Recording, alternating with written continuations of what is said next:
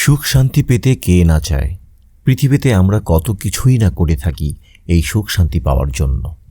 কেউ কম ইনকাম করেও অনেক সুখী, আবার কেউ অনেক বেশি ইনকাম করেও সুখী হতে পারে না। আপনি যত কিছুই করেন না কেন, আল্লাহ তাআলার রহমত ছাড়া আপনি সুখী হতে পারবেন না। আর যে তিন অভ্যাসে আল্লাহ তাআলার রহমত পাওয়া যায়, যেগুলো মানুষকে আল্লাহর রহমত পেতে সাহায্য করে, আজ আমরা এমন তিনটি অভ্যাস নিয়ে আলোচনা করব, যেগুলো কারো মধ্যে থাকলে তার আল্লাহর রহমত পাওয়ার সম্ভাবনা বেড়ে যায়।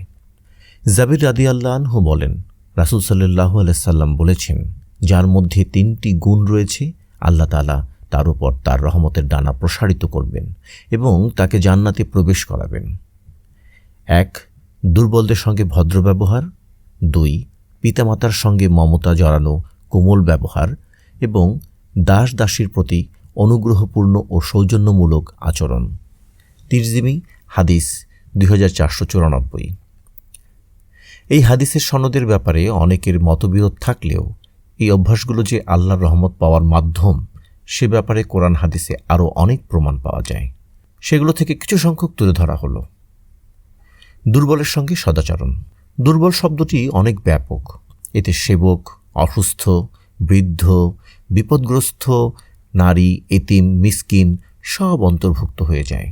তাদের জন্য শরীয়তের বিধানেও কিছুটা শিথিলতা আনা হয়েছে।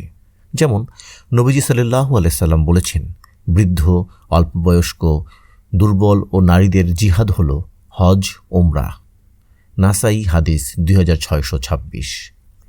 এমনকি দুর্বলদের যাতে কষ্ট না হয়, সেজন্য নবীজি সাল্লাল্লাহু আলাইহি সাল্লাম ওমর রাদিয়াল্লাহু আনহুকে ভিড়ের সময় হাজরে আসওয়াদে চুমু খেতে নিষেধ করেছেন, বরং দূর থেকে ইশারা করে চুমু খেতে বলেছেন।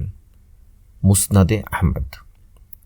নামাজে কিরাত পড়ার ক্ষেত্রেও দুর্বলদের বিবেচনা করার তাগিদ দিয়েছেন। বুখারী হাদিস 90।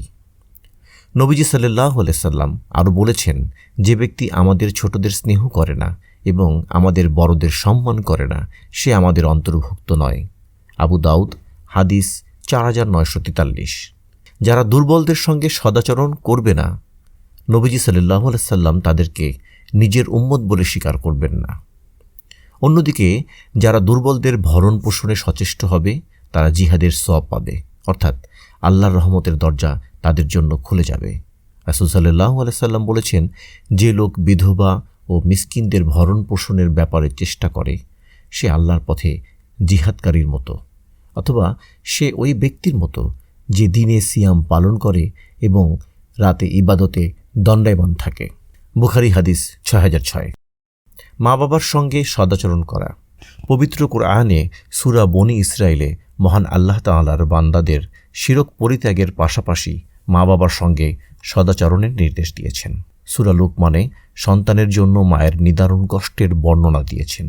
এমন অসংখ্য আয়াতে তিনি মা বাবার সঙ্গে সদাচরণ করার প্রতি বিশেষ গুরুত্ব দিয়েছেন।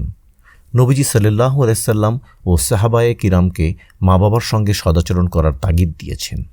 হাদিসে এসেছে, কোনো এক ব্যক্তি রাসূলুল্লাহ সাল্লাল্লাহু আলাইহি সাল্লামকে প্রশ্ন করল, আল্লাহর কাছে সর্বাধিক প্রিয় কাজ কোনটি? তিনি বলেন, সময় হলে নামাজ পড়া। সে আবার প্রশ্ন করল, এরপর কোন কাজটি সর্বাধিক প্রিয়? তিনি বললেন, মা বাবার সঙ্গে সদ্ব্যবহার। মুসলিম হাদিস 85। দাস দাসীর সঙ্গে সদাচরণ করা। দাস দাসীরাও মহান আল্লাহর বান্দা। তাদের সঙ্গে খারাপ আচরণ করা আল্লাহ পছন্দ করেন না।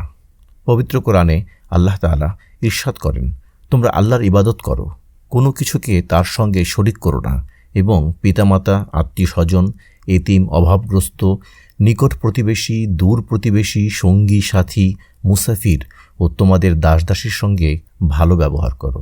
নিশ্চয়ই আল্লাহ দাম্ভিক অহংকারীকে পছন্দ করেন না।